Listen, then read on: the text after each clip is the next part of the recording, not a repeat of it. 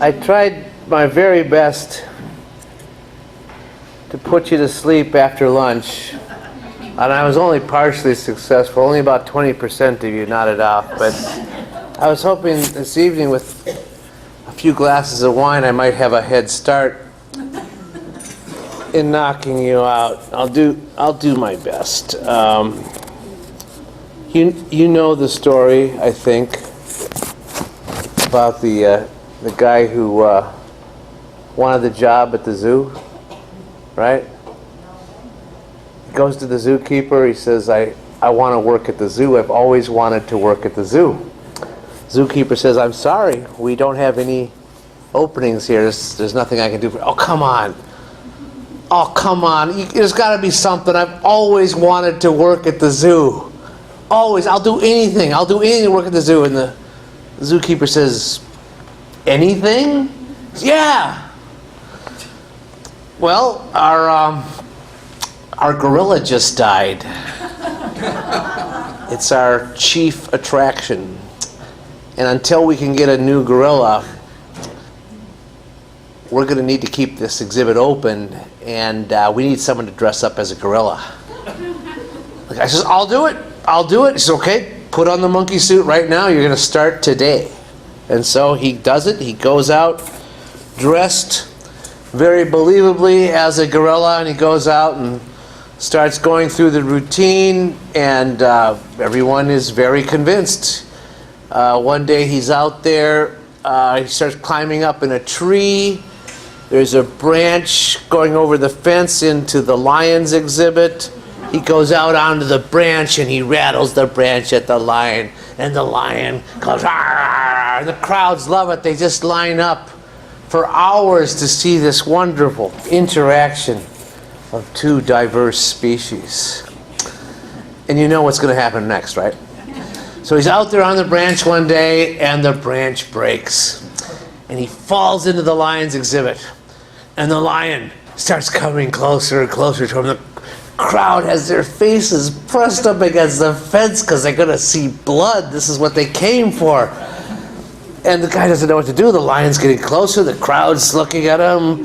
And he just doesn't know what to do. And finally, he just goes, help! And the lion says, shut up or we'll both get fired.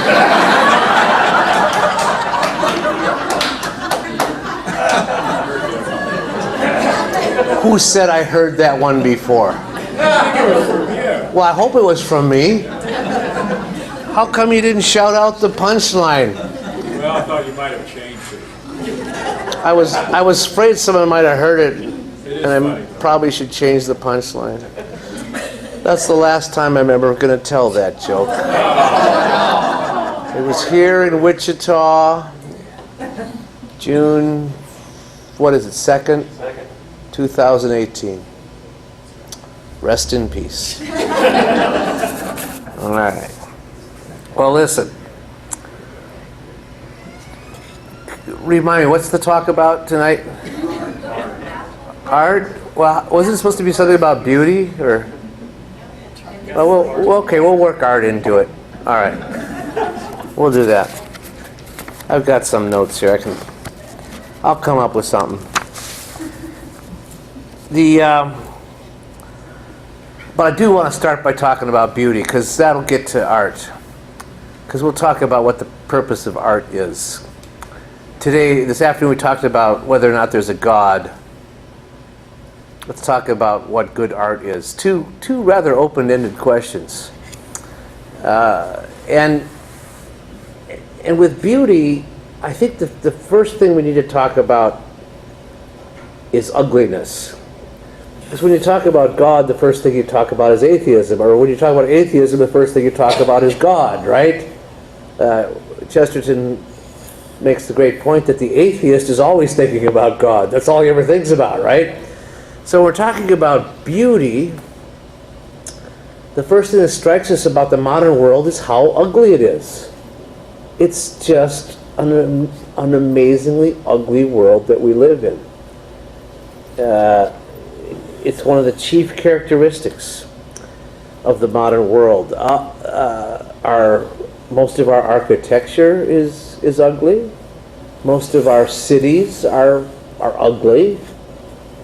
Most of our art is ugly. The movies we see, ugly. The television shows, ugly. The paintings and sculpture, most of them, ugly. And we know immediately that we're looking at something ugly. That's the first thing we know. We recognize ugliness. But the fact that our architecture is so ugly is really quite astonishing, because with architecture, it takes a lot of work to make something that ugly. You really have to work hard to build an ugly building. And you can't just say, oh, that didn't turn out so well, let's change it. Because you've already invested in something grotesquely ugly. Our churches, our modern churches, are not beautiful.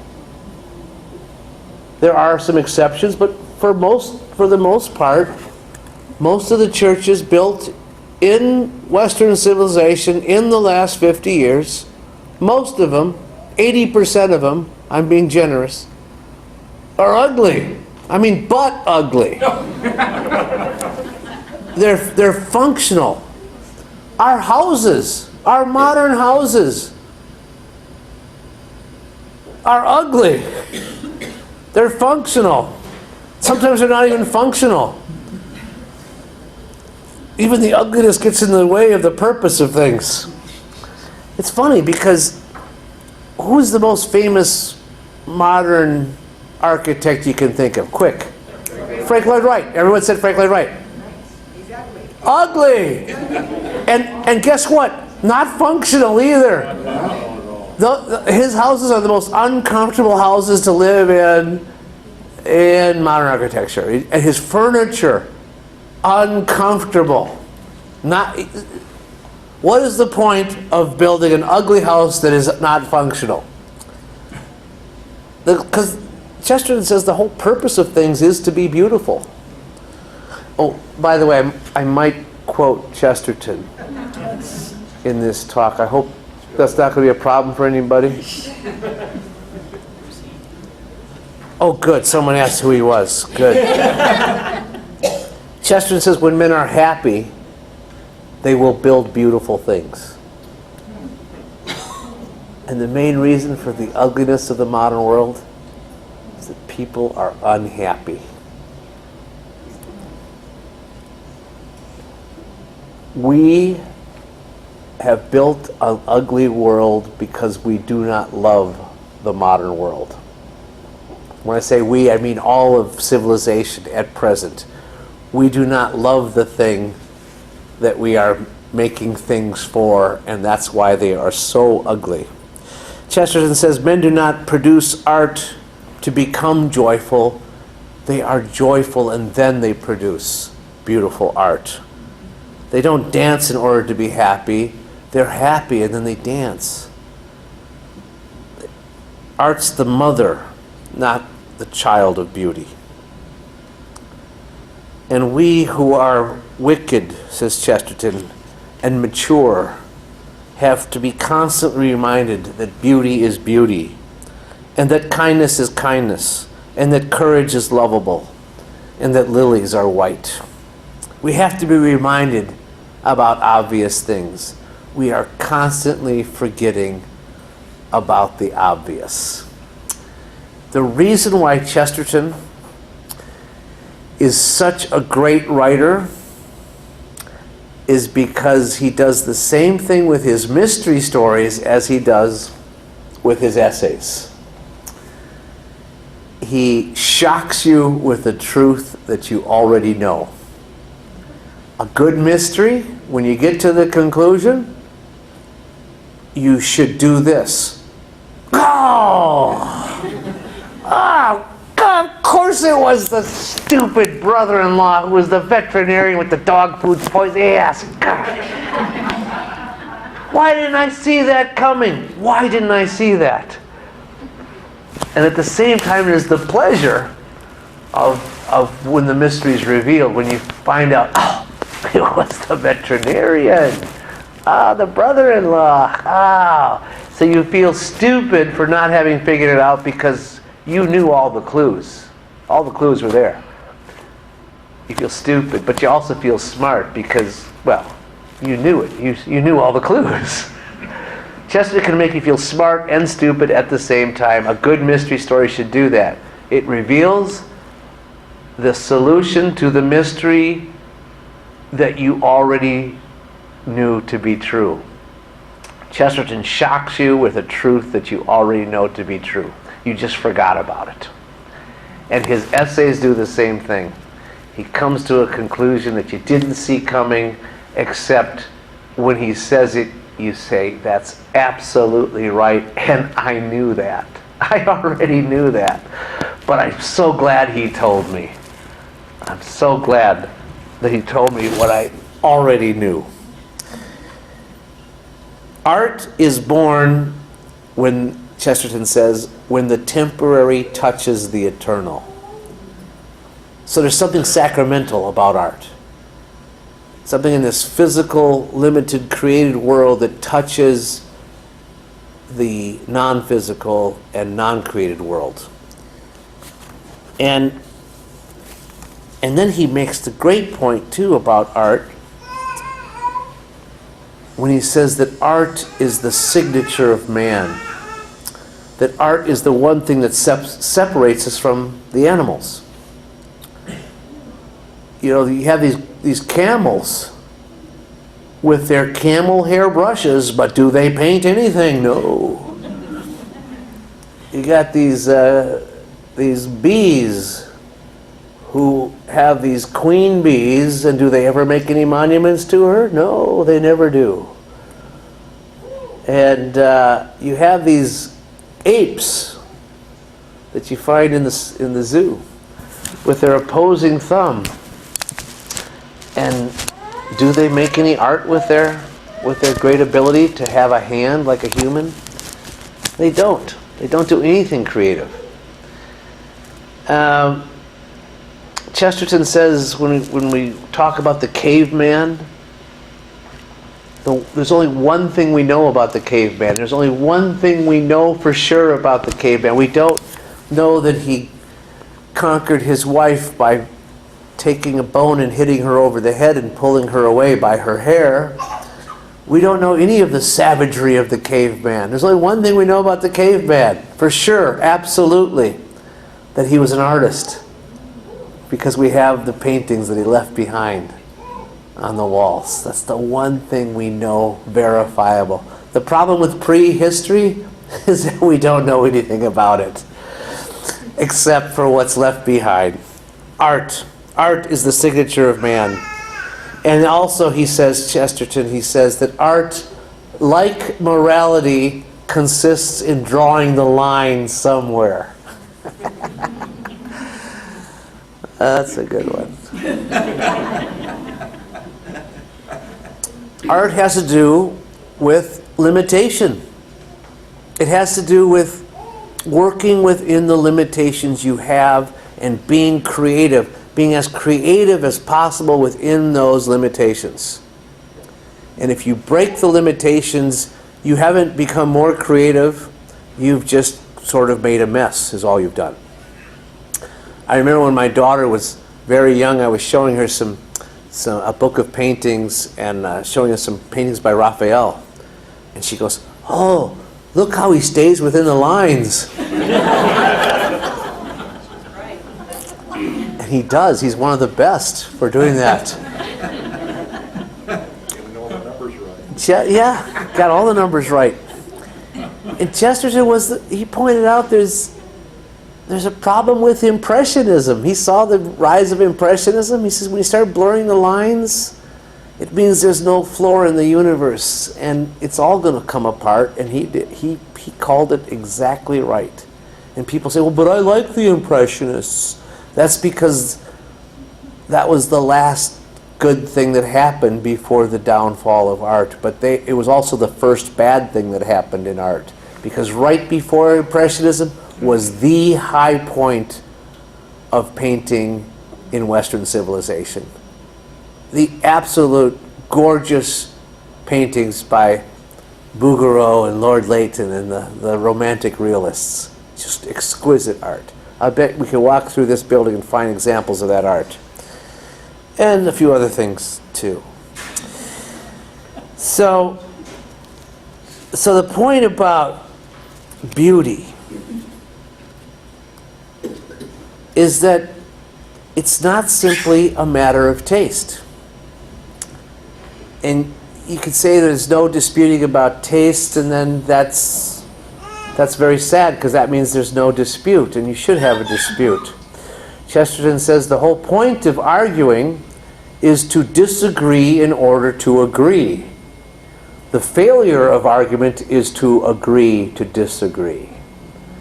A debate is a good thing. It's a chance to put your ideas to the test and see how they hold up. And so when we say that beauty is something objective and real and something identifiable, well, that's a controversial statement. Because we're saying that beauty is not just in the eye of the beholder. But at our high school, Chesterton Academy, our students had a debate about this one day. And one student said to the other, if you say that beauty is in the eye of the beholder, then pretty soon you're going to say that truth is in the eye of the beholder and goodness is in the eye of the beholder. Because the three pillars of classical learning are truth, beauty, and goodness. And if you make beauty relative, then what's to stop you from making truth relative and goodness relative as well? So what is the essence of beauty? What is it? Chesterton suggests that one of the main characteristics of beauty is proper proportion.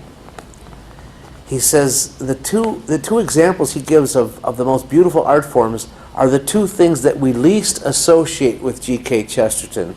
Because as a matter of fact, he got his start writing as an art critic. A lot of people don't know that. He was writing reviews of paintings in galleries. He wrote a lot about art.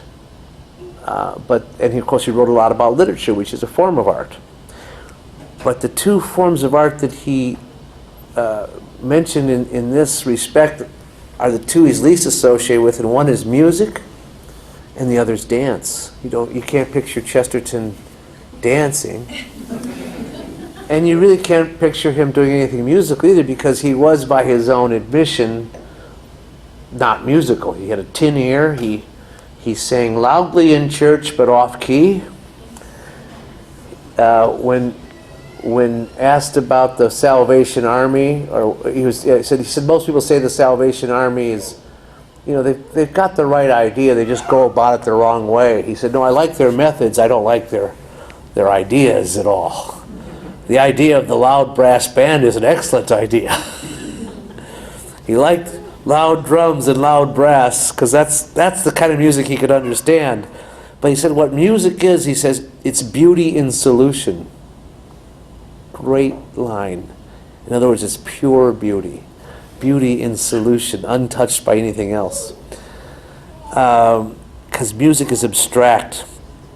And Chesterton says beauty is a fact and harmony is a relation between the facts.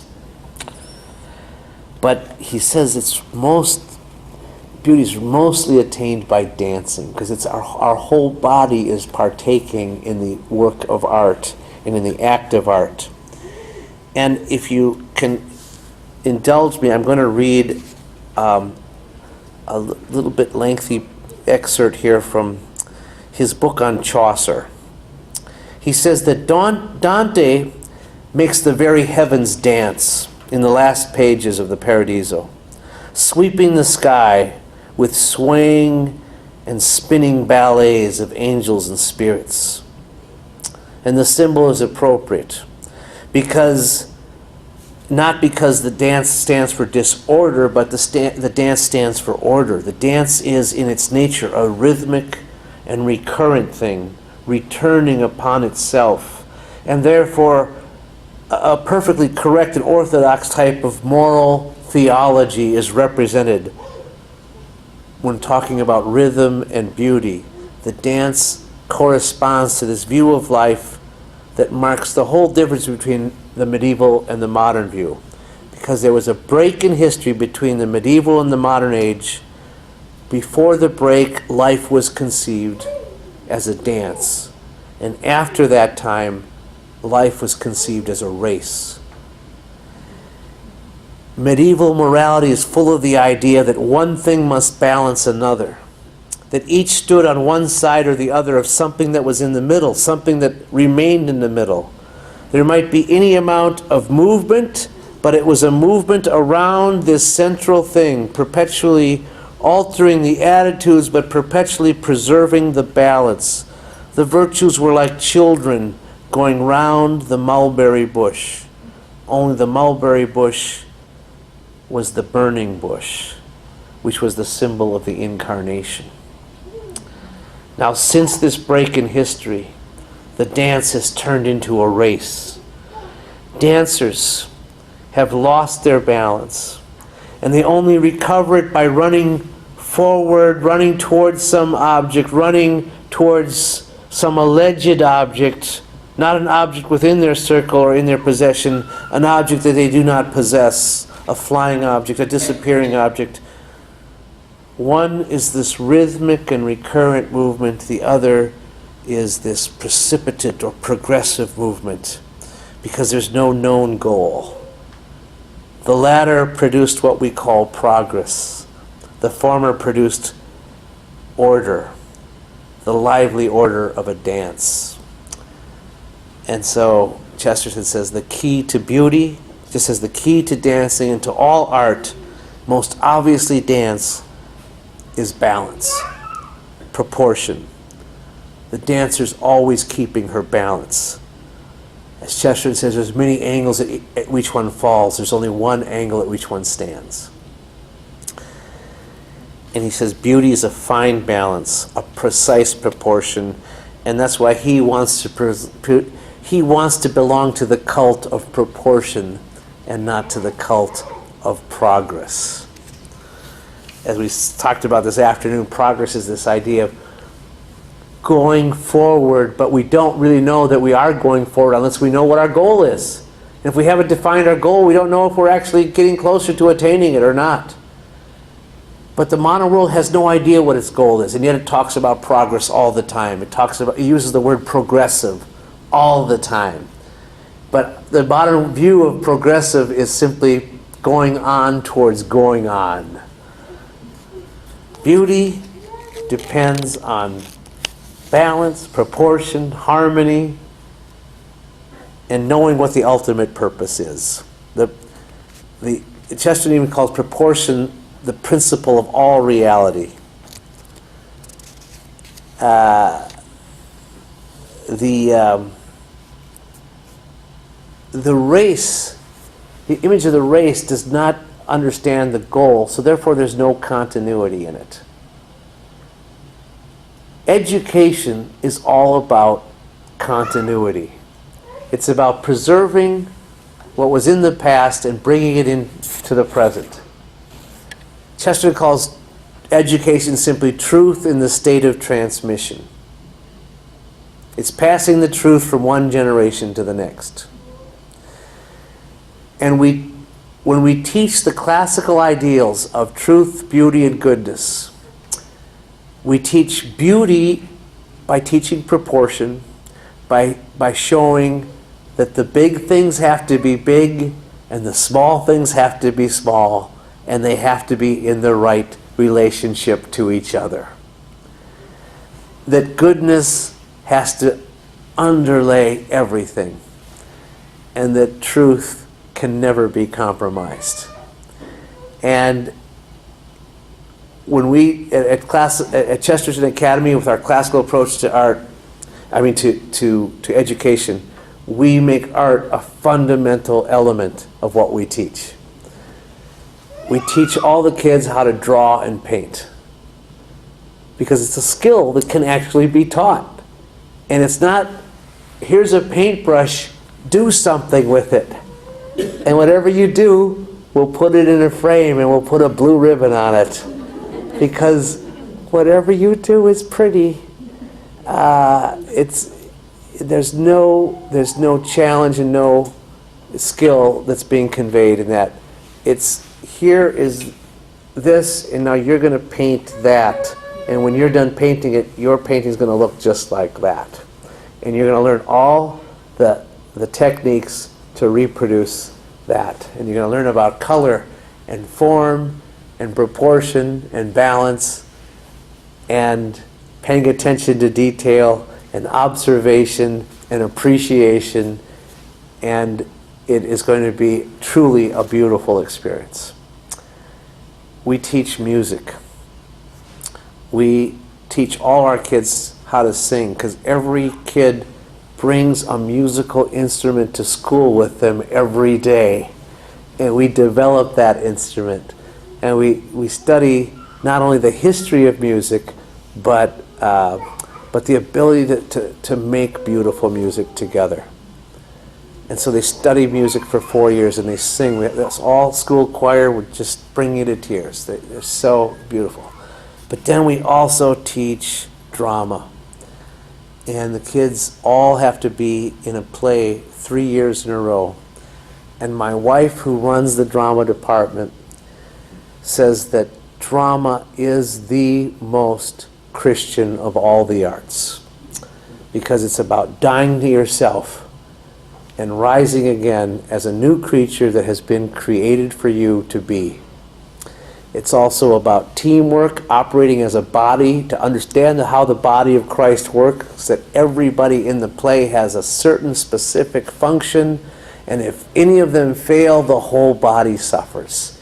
Even if the smallest part doesn't do their part well, everybody suffers. But it builds a great sense of camaraderie and a great spirit of cooperation, and the class just bonds together. And the whole idea is we teach them how to express, we teach them what the truth is, but they have to learn how to stand up and express the truth and be comfortable speaking in public. And the whole point of art, and Chesterton figured this out in the 1890s with the rise of Oscar Wilde and art for art's sake. He says art is not for art's sake, art is for the sake of something else. And you never work so well for art except when you're working for the sake of something else. And it has to have an eternal connection.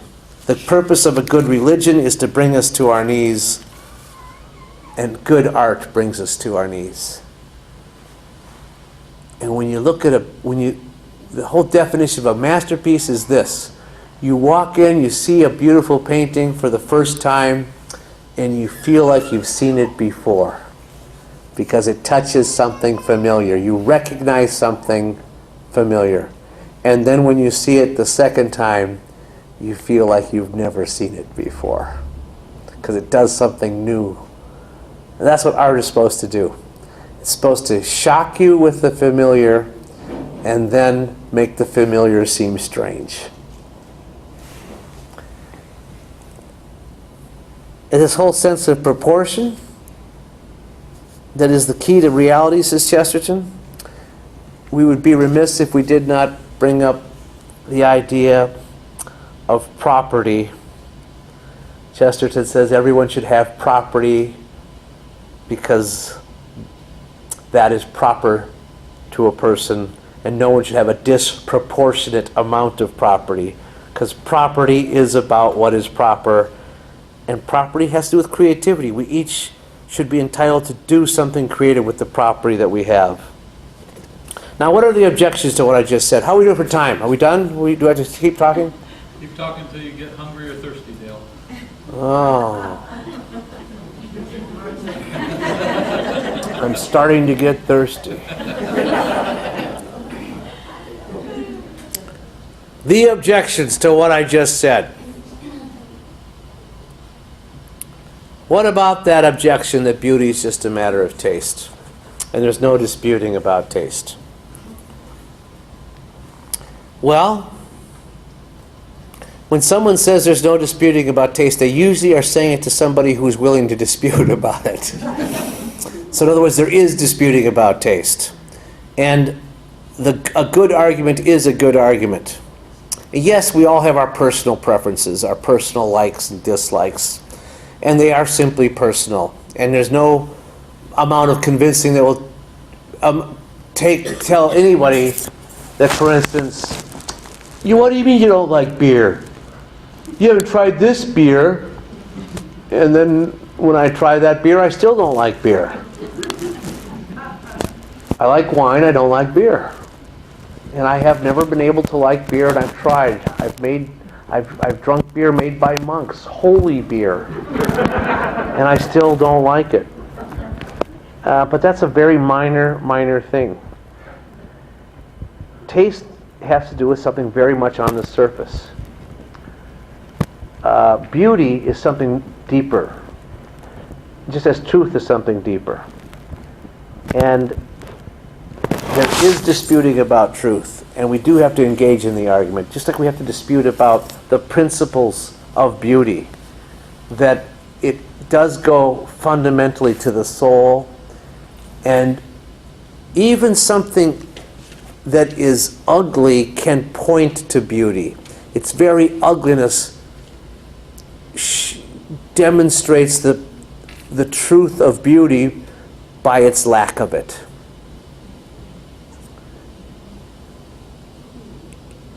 We have, just as when you read a tragic novel or see a tragic story, you see that something has fallen apart, and you see the ideal that has not been achieved. And every time we see the ideal fail, we are pointing to the ideal as it should be. We are pointing to what should be. And even ugliness points to beauty. And as that wonderful student at our school said, just like there's an objective truth outside of ourselves, and it's true whether we believe it or not, there is a beauty outside of ourselves, and it's beautiful whether we want to acknowledge it or not. And the fact is, there are universal works of art that do appeal to almost everyone. There will be a few exceptions of people who don't recognize the universal beauty of certain works of art. But the rest of the world does acknowledge them, and history acknowledges them.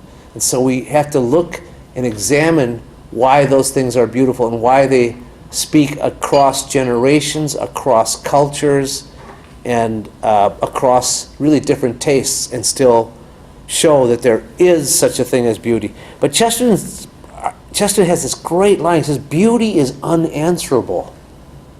Beauty is unanswerable. When something is beautiful, you can't dispute it. It's just beautiful. And it's sometimes the truth does the same thing. It's true, and it really doesn't matter what I say. I'm on my knees before it. I'm on my knees. It's really ugliness that gets argued about more than beauty. What about the objection that beauty is vain?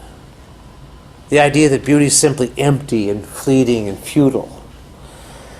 Well, this might be true of beauty for beauty's sake, of prettiness. Again, a very surface thing.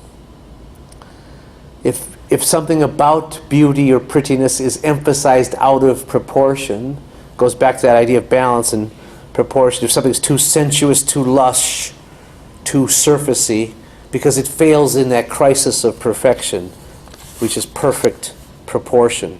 But even in vanity, says Chesterton, we could argue that there's a good quality, because there is a side to vanity that is not bad. Ooh, what's he saying? What did he just say?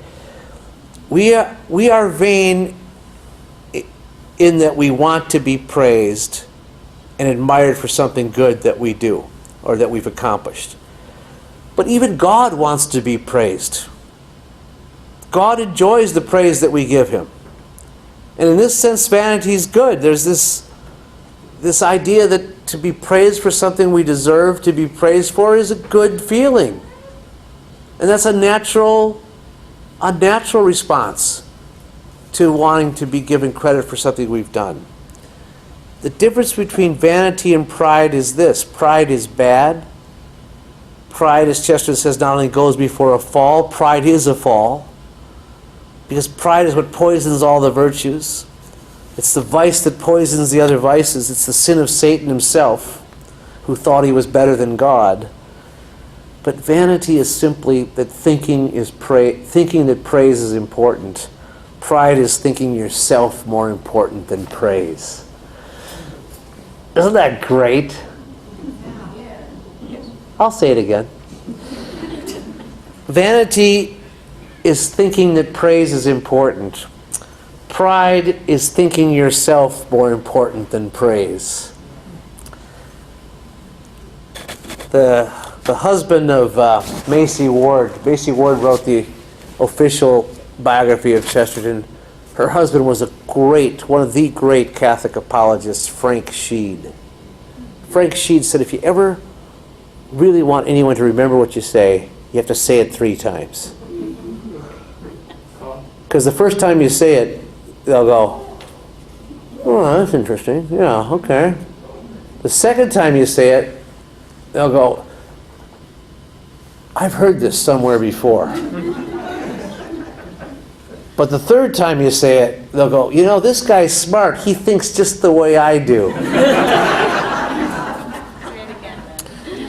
Vanity is thinking praise important. Pride is thinking yourself more important than praise.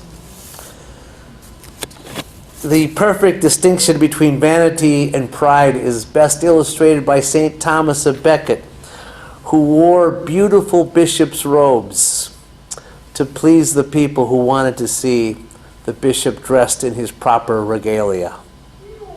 And underneath it wore a hair shirt. So he'd remain humble. And of course, beauty is passionate, but it's also compassionate, because it feels the passion of others.